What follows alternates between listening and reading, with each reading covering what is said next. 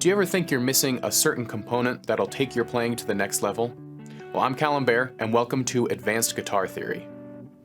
This course is for guitarists who have a good understanding of the fundamentals of music theory, but still need an extra push in the right direction to understand how it connects to our fretboard and how they can understand some more advanced lessons and advanced theoretical concepts within the context of their playing. I've designed this course to work as a reference guide or an appendix of different higher level musical concepts that are going to be important to know as you're advancing on the guitar.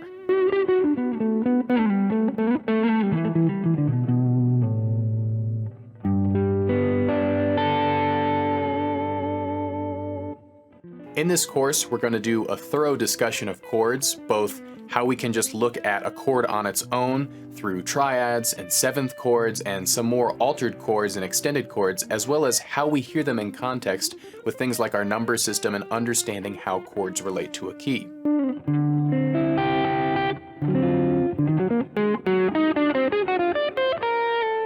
We're also going to talk about our modal system and how one single scale can give us 7 different variations that are usable within our diatonic system. Additionally, we're going to talk about other scales that are commonly used in many different forms of music, like the diminished scale, the whole tone scale, the melodic minor scale, and the harmonic minor scale, all of which will give you a broader understanding of melody, harmony, and what you're trying to accomplish on this instrument.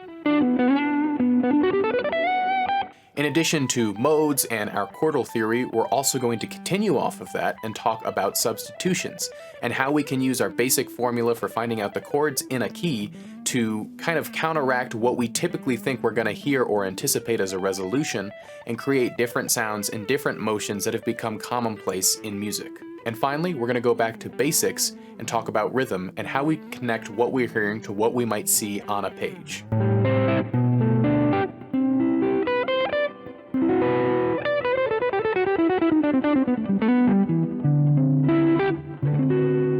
Before we get into this material together, it's important that you've watched a basic music theory course and that you have a little bit of a background in how we read music, how things like key signatures work, some basic scales under your fingers like the major scale, the minor scale, and you've at least been introduced to the different types of triads and seventh chords that we have on the guitar.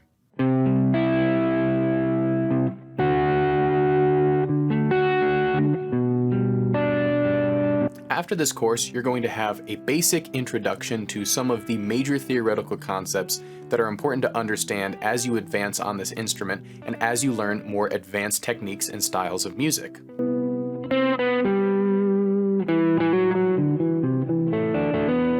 While mastering theory on the guitar takes time and practice as everything does, this is going to be an important reference guide that you can consistently go back to, so as you encounter these concepts in the actual lessons that you're taking, you're going to see how they actually play out in practical applications.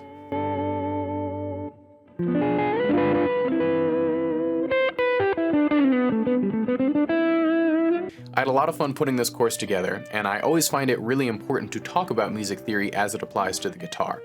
Music theory is a governing force that really works over how we think about our instruments. And often when we encounter guitar players, we traditionally aren't always the type of musician who wants to learn music theory, or we think it might not apply to us based off of the styles that we learn. But when we talk about music and theory in this course, we're really trying to get after what is applicable to our playing and what is the simplest way to describe something. We might not always be working out of a textbook, and we don't always need to over-intellectualize something. But we can also always try to find these common terms so that we can talk to musicians of many different styles and many different backgrounds, and we can all come together and say, this is how we're going to approach this song, and this is how we're going to make music together.